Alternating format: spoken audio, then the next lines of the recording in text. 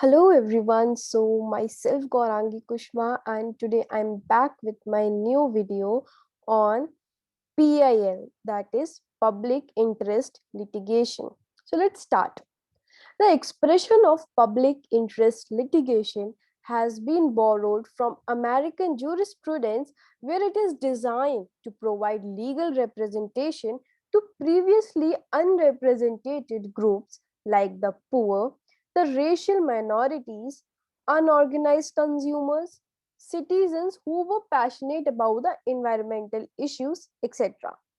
Public interest litigation (PIL) means litigation filed in a court of law for the protection of public interest, such as pollution, terrorism, road safety, constructional hazards, etc.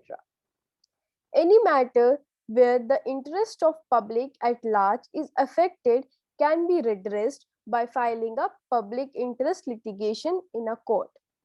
Public interest litigation is not defined in any statute or in any act.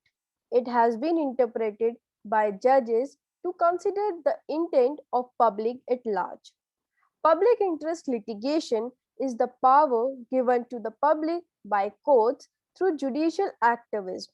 However, the person filing the petition must prove to be satisfaction of the court that the petition is being filed for a public interest and not just as a frivolous litigation by a busybody. The court can itself take cognizance of the matter and proceed suo motu, or cases can commence on the petition of any public spirit individual.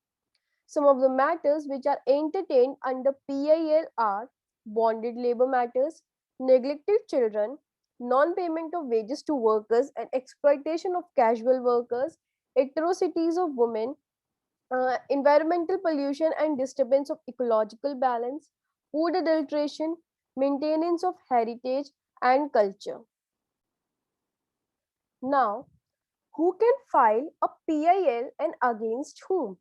So, any citizen can file a public case by filing a petition. Under Article 32 of the Indian Constitution in the Supreme Court, under Article 226 of the Indian Constitution in the High Court, under Section 133 of the Criminal Procedure Code in the Court of Magistrate. However, the court must be satisfied that the writ petition fulfills some basic needs of PIL as the letter is addressed by the aggrieved person, public spirited individual, and a social action group for the enforcement of legal or constitutional rights to any person who are not able to approach the court to redress. A public interest litigation can be filed against a state, central government, municipal authorities, and any other private party. The definition of state is the same as given under Article 12 of the Constitution, and this includes the governmental and Parliament of India, government and the legislature of each of the states, and all local and other authorities within the territory of India and under the control of Government of India. Now let's have a look on significance of PIL. The aim of PIL is to give the common people access to the court to obtain legal redress. PIL is an important instrument of social change and for maintaining the rule of law and accelerating the balance between law and justice. The original purpose of PILs have been to make justice accessible to poor and the marginalized. It's important tool to make human rights reach to those who have been denied rights. It democratizes the access of justice to all. Any citizen or organization who is capable can file petition on behalf of those who cannot do it or do not have a means to do so. It helps in judicial monitoring of state institutions like prisons, asylums, protective homes, etc. It's an important tool for implementing the concept of judicial review, and hence public participation in judicial review of administrative action is assured by the inception of PILs. Now, certain weaknesses of PIL.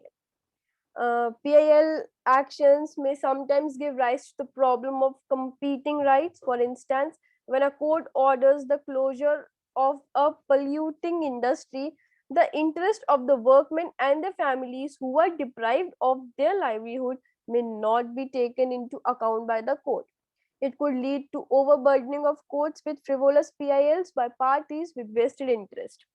PILs today have been appropriate for corporate, political, and personal gains. Today, the PIL is no more limited to problems of the poor and the oppressed. Cases of judicial overreach by the judiciary is the process of solving socio-economic and environmental problems can take place through PILs. PIL matters concerning the exploited and disadvantaged groups are pending for many years. Inordinate delays in the disposal of PIL cases may render many leading judgments merely of academic value. Now, let's have a look on some landmark judgments. The Supreme Court in India, Indian Bank Association, Bombay, and ORS versus MS Devkala Consultancy Service and ORS held in an appropriate case where the petitioner might have moved a court in her private interest and for redressal of the personal grievance.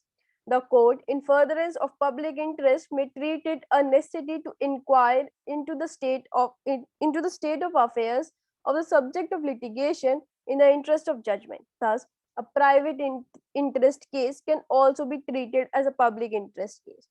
MC Mehta versus Union of India.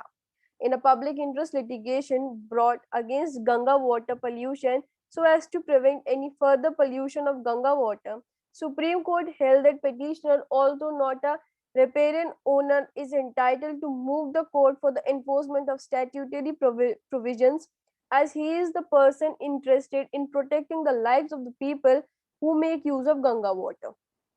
Vishaka versus State of Rajasthan. The judgment of the case recognized sexual harassment as a violation of the fundamental constitutional rights of Article 14, Article 15, and Article 21. The guidelines also directed for the sexual harassment of women at workplace, Prevention, Prohibition, and Redressal Act 2013. Now, by this, let's move to the conclusion of this video.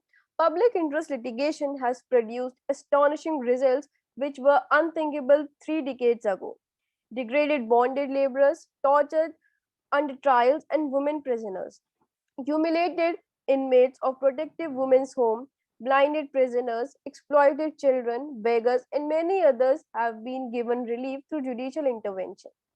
The greatest contribution of PIL has been to enhance the accountability of the governments towards the human rights of the poor. The PIL develops a new jurisprudence of the accountability of the state for constitutional and legal violations adversely, affecting the interest of the weaker elements in this community. However, the judiciary should be cautious enough in the application of PIL to avoid judicial overreach that are violate of the principle of separation of power.